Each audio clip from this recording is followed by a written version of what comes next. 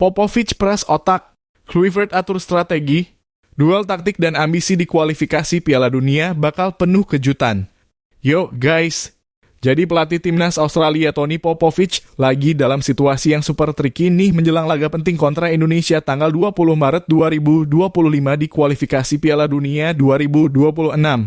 Gimana nggak Australia lagi terjebak dalam masalah besar dengan kondisi pemain belakang yang berantakan, plus tekanan buat menang demi tetap punya peluang lolos ke Piala Dunia. Jadi Popovich harus mikir keras nih buat nyusun strategi yang pas supaya timnya nggak terjungkal. Salah satu masalah besar yang dihadapi Australia adalah hilangnya beberapa pemain inti di lini belakang. Bayangin aja, bek tengah andalan mereka, Harry Souttar, harus absen panjang karena cedera tendon Achilles. Jadi, udah pasti nggak bisa main sampai akhir tahun 2025. Terus, bek tengah lainnya kayak Hayden Mathews dan Cameron Burgess juga lagi cedera, ditambah bek sayap Jordan Bosz dan Alessandro Circati yang juga lagi dalam tahap pemulihan. Jadi, sekarang Popovich benar-benar kehabisan opsi buat pertahanan, bro.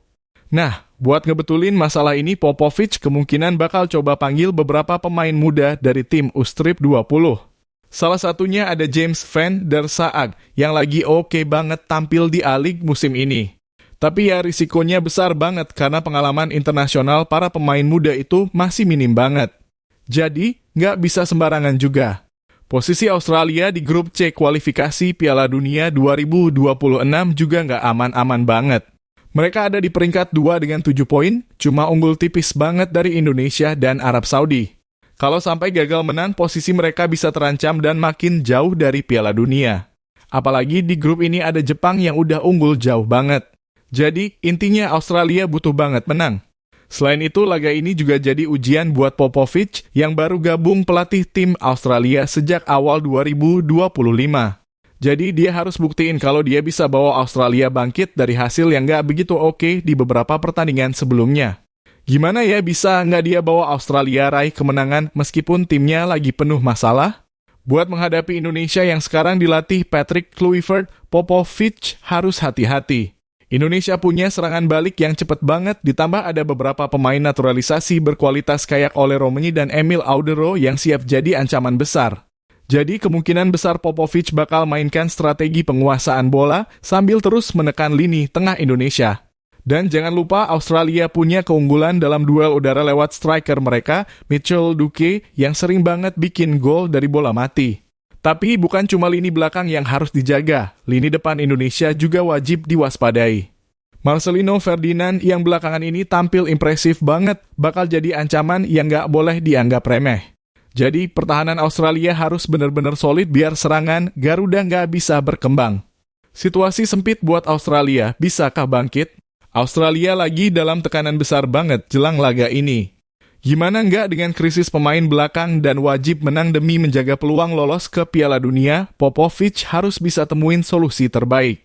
Kalau nggak, bisa-bisa mereka kehilangan poin di kandang sendiri dan itu bakal jadi pukulan telak buat tim ini. Sementara itu, timnas Indonesia di bawah pelatih Patrick Kluivert juga nggak kalah tantangan. Laga melawan Australia jadi debut pertama buat Kluivert. Targetnya adalah meraih minimal 4 poin dari 2 laga pertama lawan Australia dan Bahrain. Tapi, nggak semudah itu, guys. Masalah logistik jadi batu sandungan besar.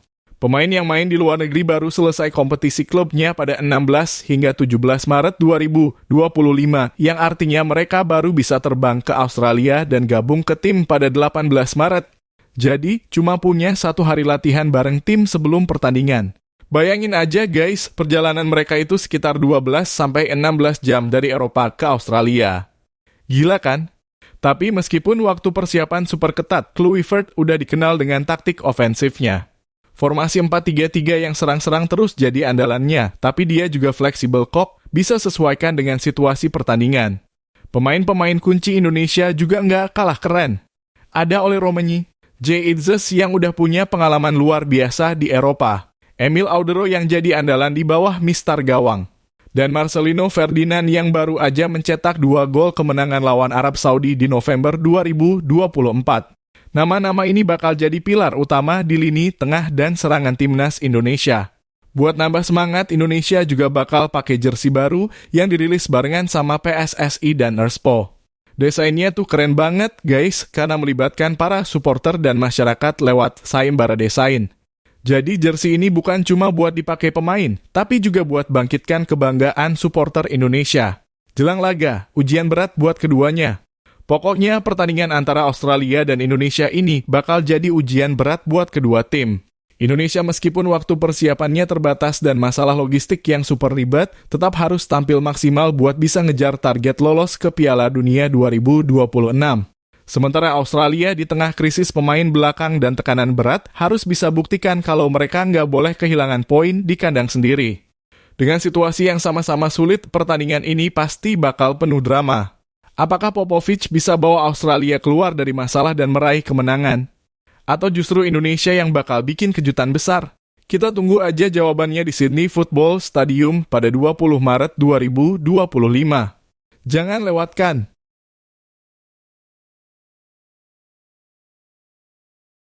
Tantangan Kluivert mengasah striker Garuda jadi momok lawan. Patrick Kluivert datang jadi pelatih timnas Indonesia nih. Langsung muncul pertanyaan besar, siapa yang bakal jadi striker utama? Siapa yang bakal tetap eksis dan siapa yang harus minggir? Sampai sekarang belum ada gambaran pasti soal skuad yang bakal dibentuk Kluivert. Tapi kemungkinan besar nggak bakal beda jauh dari era Shin Tae-yong dalam kurung STY. Kalau soal ini depan, kayaknya juga nggak bakal banyak berubah. Nama-nama kayak Ragnar Orotmangoen dan Rafael Struijk masih punya tempat aman di tim. Malah dengan makin banyaknya pemain naturalisasi, opsi Kluivert jadi lebih banyak. Yang terbaru ada Ole Romeni yang bisa jadi tambahan tenaga buat lini serang. Dengan pola 4-2-3-1 atau 4-3-3 yang biasa dipakai, Kluivert pasti butuh satu striker murni. Nah, Romeni bisa jadi pilihan utama karena di Oxford United dia biasa main di posisi itu. Dulu Shin Tae-yong sering banget taruh Rafael Struijk di posisi ujung tombak. Tapi sebagai eksekutor, Struijk belum terlalu matang. Bayangin aja dari 22 pertandingan, dia baru cetak 1 gol. Tapi masalahnya, Romeni juga belum klop banget di Oxford United sejak gabung Januari lalu. Dari 6 pertandingan, dia juga baru cetak 1 gol. Bedanya, Romeni punya pengalaman lebih banyak karena pernah main di FC Utrecht, FC Emmen, dan NEC Nijmegen. Jadi, besar kemungkinan Kluivert bakal lebih mengandalkan dia. Kalau beneran Romeni yang dipilih, Struijk mungkin bakal geser ke posisi sayap. Kebetulan, dia emang sering main di sisi kiri. Pernah juga di kanan, tapi di posisi itu udah ada Ragnar Orotmangoen. Tapi di sisi kanan dia juga harus saingan sama Witan Sulaiman dan Egy Maulana Fikri.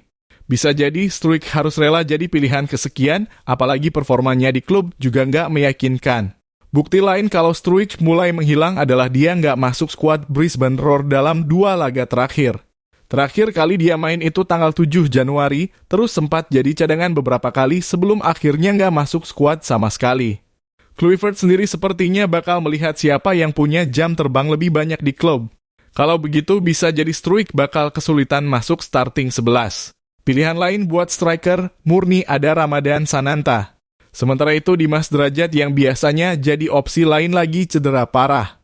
Kluivert juga bisa kasih kesempatan buat striker muda unjuk gigi.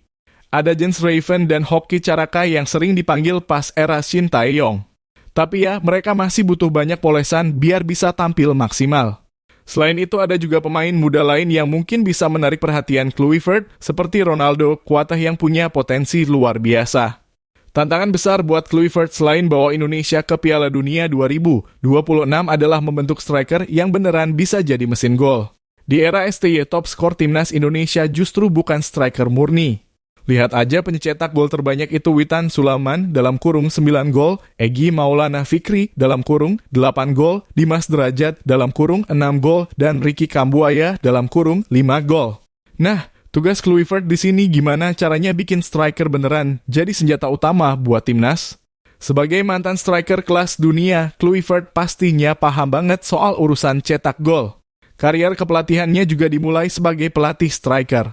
Dulu dia pernah melatih striker di AZ Alkmaar tahun 2008 dan NEC Nijmegen tahun 2010. Bahkan pas pegang FC Twente U21, dia berhasil bikin Quincy Promes jadi top skor. Kemampuan Kluivert dalam melatih striker juga yang bikin Louis van Gaal merekrutnya jadi asisten pelatih timnas Belanda di Piala Dunia 2014.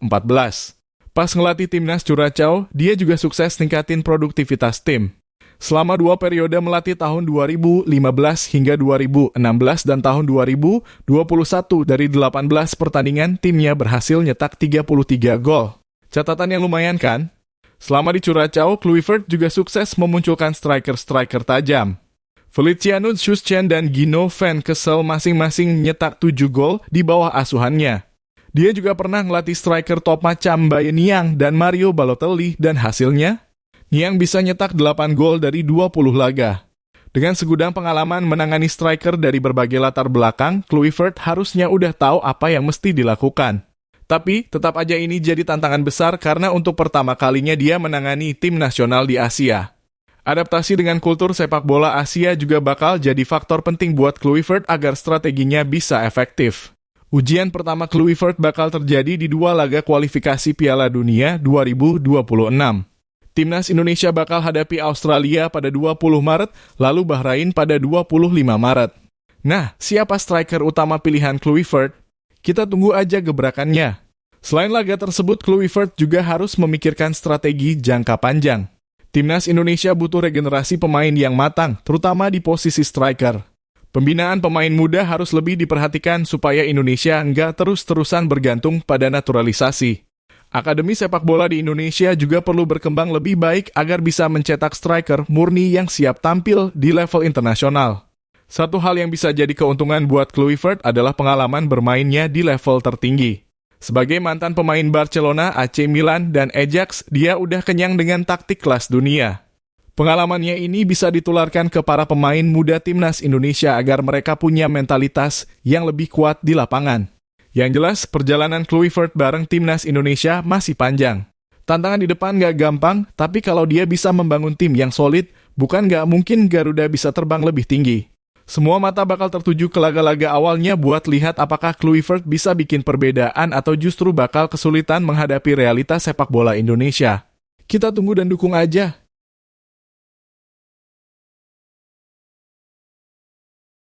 Dua senjata rahasia Timnas Indonesia dicoret. Patrick Kluivert bikin fans Garuda panik. Timnas Indonesia bakal tampil dengan wajah baru di bawah asuhan Patrick Kluivert. Tapi kabarnya ada 2 pemain lokal yang sering jadi andalan di era Shin Tae-yong malah nggak kepanggil buat laga lawan Australia di kualifikasi Piala Dunia 2026. Wah, ada apa nih? Siapa aja yang dicoret? Para pendukung Garuda mulai nebak-nebak siapa aja pemain yang bakal dipilih sama Kluivert buat laga debutnya nanti. Walaupun kemungkinan besar banyak pemain era Shin Tae-yong yang masih dipertahankan, ada juga yang kena coret. Nah, salah satu pengamat bola tanah air, Haris Pardede alias Bung Harpa, ngasih bocoran kalau 2 nama besar ini nggak ada di daftar pemanggilan. Siapa mereka? Yup Asnawi Mangkualam Bahar dan Yaakob Sayuri. Asnawi yang sekarang merumput di Port FC, Thailand, kabarnya nggak masuk radar Kluivert buat lawan Australia nanti. Gua dapat info kredibel banget, nih. Sumbernya deket sama Asnawi, tapi gua nggak bisa sebutin. Yang pasti dia nggak dipanggil. Kata Bung Harpa di YouTube pribadinya. Nggak cuma Asnawi, Yaakob Sayuri juga kena nasib serupa. Sampai hari ini 6 Maret, belum ada pemanggilan buat Yaakob. Hampir pasti nggak masuk kecuali ada yang cedera atau ada perubahan mendadak lanjutnya. Kenapa Asnawi dan Yaakob dicoret? Banyak yang bertanya-tanya, kenapa 2 pemain ini nggak dipanggil? Padahal mereka sering jadi bagian penting timnas di era Shin Tae-yong. Apakah ini murni strategi Kluivert atau ada faktor lain yang jadi pertimbangan? Bisa jadi Kluivert pengen nyoba sesuatu yang baru, termasuk merombak komposisi pemain. Bisa juga dia lebih fokus ke pemain yang punya pengalaman di kompetisi Eropa atau performanya lagi on fire. Tapi tetap aja, keputusan ini bikin banyak fans Garuda kecewa karena Asnawi dan Yaakob udah punya chemistry yang solid di timnas. Timnas baru, wajah baru. Sampai sekarang, PSSI belum ngumumin secara resmi siapa aja yang bakal memperkuat timnas buat lawan Australia. Tapi kabarnya, Kluivert bakal bawa 27 pemain ke Sydney Football Stadium. Dari jumlah itu, 4 pemain naturalisasi siap debut. Pemain pertama yang udah sah jadi WNI adalah Ole Romenye yang baru aja ngambil sumpah kewarganegaraan Februari lalu. Terus ada 3 nama lagi, Emil Audero dengan James dan Joy Pelupes yang masih dalam proses naturalisasi. Rencananya mereka bakal resmi jadi WNI pada 10 Maret. Setelah sumpah diambil, mereka bisa langsung didaftarin ke FIFA. Naturalisasi jadi kunci? Banyak yang menduga kalau Kluivert bakal lebih mengandalkan pemain naturalisasi buat ngelawan Australia nanti. Hal ini sebenarnya nggak terlalu mengejutkan, karena di banyak tim nasional lain, strategi ini juga sering dipakai. Tapi apakah ini bakal jadi solusi jangka panjang buat timnas Indonesia? Atau justru bisa menimbulkan polemik di kalangan pecinta sepak bola nasional? Ada yang setuju, ada yang nggak. Yang pro bilang kalau ini cara tercepat buat naikin level timnas karena para pemain naturalisasi punya pengalaman di liga-liga top Eropa. Tapi di sisi lain banyak juga yang merasa kalau ini bisa menghambat perkembangan pemain lokal. Australia bukan lawan mudah. Siapapun yang bakal masuk skuad, satu hal yang pasti, lawan Australia itu nggak gampang. Mereka punya pengalaman di Piala Dunia, fisik yang lebih kuat, dan pemain yang sering tampil di liga top Eropa. Timnas Indonesia harus tampil dengan strategi yang tepat dan mental yang kuat kalau mau curi poin di Sydney nanti. Apalagi ini jadi ujian pertama buat Patrick Kluivert sebagai pelatih Garuda. Fans pastinya pengen lihat apakah dia bisa bikin perbedaan besar atau enggak. Jadi, apakah strategi Kluivert ini bakal membawa timnas Indonesia ke level lebih tinggi? Atau malah bikin kekuatan tim jadi pincang? Kita tunggu aja daftar resminya dari PSSI. Yang jelas, para fans udah siap dukung Garuda di laga krusial ini.